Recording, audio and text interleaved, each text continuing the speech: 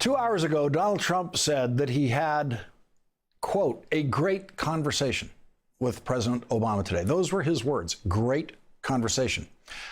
And that he also said that it was, quote, a very, very nice call, end quote. That was an upgrade from very nice conversation, which was what Donald Trump said about the phone call 3 hours earlier at 5 p.m. Florida time. By 8 p.m. Florida time, very nice conversation became very, very nice. Twice as nice, which wouldn't be very surprising and would be consistent with Donald Trump and President Obama's descriptions of their interactions since the election. But what makes it a bit surprising today is that Donald Trump's first public statement of the day at 9:07 a.m. was a tweet saying, "Doing my best to disregard the many inflammatory President O's statements and roadblocks. Thought it was going to be a smooth transition. Not." No one has any idea what Donald Trump was talking about in that tweet, because when he was asked to elaborate on it in his first exchange with reporters today in the middle of the afternoon, he completely contradicted his own tweet. Mr. President, you tweeted this morning that the transition of power wasn't going smoothly as it relates to President Obama. Can you elaborate on that a little bit? Is it going smoothly? Oh, I think very smoothly. Looks very good. You know, Donald Trump's staff refused to clarify the tweet. And in Donald Trump's 3 brief chats with reporters at Mar-a-Lago in Florida today, it was as if the tweet had never happened. Did you speak with President Obama today? I did. He phoned me. We had a very nice conversation. Did you bring up any of your concerns about these roadblocks? We had a general conversation.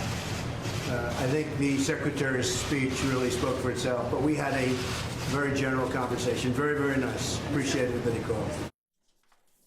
Now, that seemed to maybe indicate that President Obama's phone call was about Secretary of State John Kerry's speech today about Israel. That is the only thing that Donald Trump actually refers to when he's answering that question about the phone call, but he doesn't specifically say that that's what they talked about. In Donald Trump's final appearance tonight, reporters tried to get a clarification. Yeah, he called me. We had a very, very good talk generally about things. He was in Hawaii, and it was a very, very nice call. And I actually thought we covered a lot of territory, a lot of good territory. Are you satisfied with the transition thus far? Well, our staffs are getting along very well, and I'm getting along very well with him, other than a couple of statements that I responded to. And we talked about it and smiled about it. And nobody's ever going to know, because we're never going to be going against each other in that way. So, but it was a great conversation.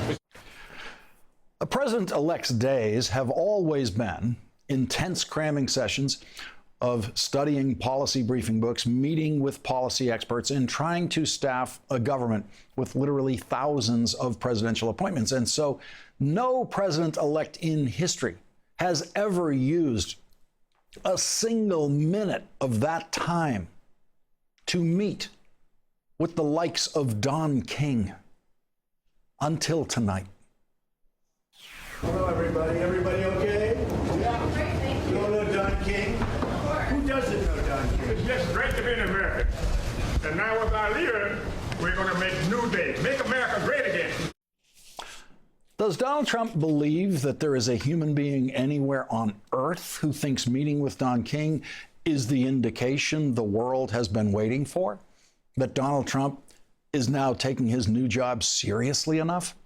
It's the same Don King who has done time for killing a man, the same Don King who's been accused of stealing millions of dollars from boxers he has promoted. The Trump team had announced that Donald Trump would make a major speech today about the economy and jobs. It turned out to be a 1-minute statement in which Donald Trump tried to take new credit today for some jobs that were already announced weeks ago. Here now, in its entirety, uncut, is Donald Trump's major announcement about the American economy and jobs today. Hello, everybody. So we just had some very good news because of what's happening and the spirit and the hope. I was just called by the head people at Sprint and they're going to be bringing 5,000 jobs back to the United States. They're taking them from other countries. They're bringing them back to the United States. And Massa and some other people were very much involved in that, so I want to thank them. And also OneWeb, a new company, is going to be hiring 3,000 people. So that's very exciting. So we have a combination of Sprint for 5,000 jobs, and that's coming from all over the world, and they're coming back into the United States, which is a nice change. And also OneWeb, 3,000 jobs. That's a new company. And it was done through Massa, and a terrific guy, and we appreciate it. Okay? Joining us now, Howard Dean, former chairman of the Democratic National Committee and an MSNBC political analyst. Also with us, Jonathan Gruber, professor of economics at MIT. He is one of the primary architects of the Affordable Care Act. And Howard Dean, Donald Trump didn't mention that earlier in the year, Sprint had cut 2,500 jobs. And so these 5,000 that were already announced, and Sprint confirmed tonight that there's nothing new in what Donald Trump was announcing today as his major economic announcement. And if you really want to do some, math that includes the net effect of Donald Trump in the jobs world, you'd have to begin by the thousands of jobs that were lost in Atlantic City through the bankruptcy of all those casinos down there. But Howard Dean, here was the announcement. There's going to be a big speech today about jobs in the economy. That's what it turned out to be. We're still waiting for a huge speech by Donald Trump about the economy. Well, there isn't going to be one. We're going to have to get used to this way of operating. He sort of says whatever comes into his head. He does take credit for other people's work. Look, this economy has done so much better because of Barack Obama. In the last 8 years, there have been millions of jobs added. The unemployment rate has dropped dramatically. Wall Street is at a new high. None of that has anything to do with Donald Trump. Now, Donald Trump may get in and do all kinds of wonderful things, and I hope he does, that are good for the economy. So far, he's put in a whole bunch of people who screwed the very people who voted for Donald Trump. And so we'll see what happens. But sooner or later, this is the biggest job in the world. Sooner or later, what you do matters much more than what you say. And so he can say anything he wants to until January 20th. Then what he says really matters. And I don't think so far there's any indication it's going to match up with what he's done, which is nothing. But he does seem to have figured out the minds of headline writers. He got some pretty good headlines today as a result of that little stunt. Reuters' headline was, Trump says Sprint to bring 5,000 jobs back to U.S. LA Times had a headline up saying Trump touts plan by Sprint and OneWeb to create 8,000 U.S. jobs. And Jonathan Gruber, this is politics by headline. Look, the U.S. economy in a typical month both creates and destroys hundreds of thousands of jobs. And this kind of argument is exactly the argument by anecdote that Trump has mastered and that the press has bought into. We should be having these political debates over facts, over aggregate facts, jobs created, jobs lost, wages increasing, the enormous success that President Obama has created more jobs than any president in recent history, many more than Ronald Reagan, for example.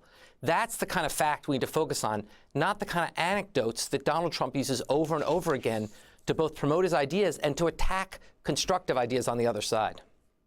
And Howard Dean, the Trump plan, as we know it for the economy so far, the one thing that we are pretty clear on is a giant tax cut. And that may be the only thing you can bet on actually happening, because that's something the Republicans wanted to do before Donald Trump became a candidate for president. So the massive tax cut seems to be the one thing that we will see next year.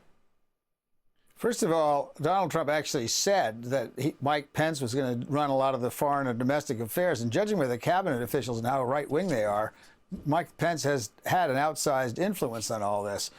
So it's most likely that what we're going to see is a rehash of the far-right tax cut proposals that we've seen in the past. The problem is Donald Trump was put in office by a lot of people who were struggling economically and wanted a change. What the change he's promising them is to give the billionaires of this country, like himself, a bigger tax cut and screw the working people by privatizing Social Security and Medicare. That's what is in Paul Ryan's plan. That's the plan the Republicans are looking at passing the House. So, whether we should save them from themselves or not is a matter to be debated. But the Trump tax plan is first of all, absolutely worthless until we see what's actually in the legislature. And what we've seen by people who actually have votes, which Donald Trump does not until it gets to his desk, is not anything that's going to help middle class and working Americans in this country at all. Jonathan Gruber, based on everything we've heard from Donald Trump about what he wants to do with taxes, about what we know Paul Ryan wants to do with taxes, what surprises might there be next year for the average Trump voter of average income as a result of this tax bill?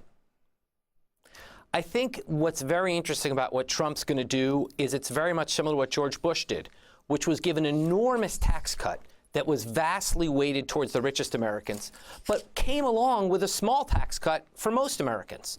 And so if you ask most Americans, did George Bush give them a tax cut, they'll say sure. And Trump's going to try, and the Republicans are going to try the same thing. They're going to say facts like all Americans will get a tax cut, or most of the people getting a tax cut earn less than $100,000. These are absolutely misleading facts. And really the question for Democrats, I think is most important, is how do you break through that message?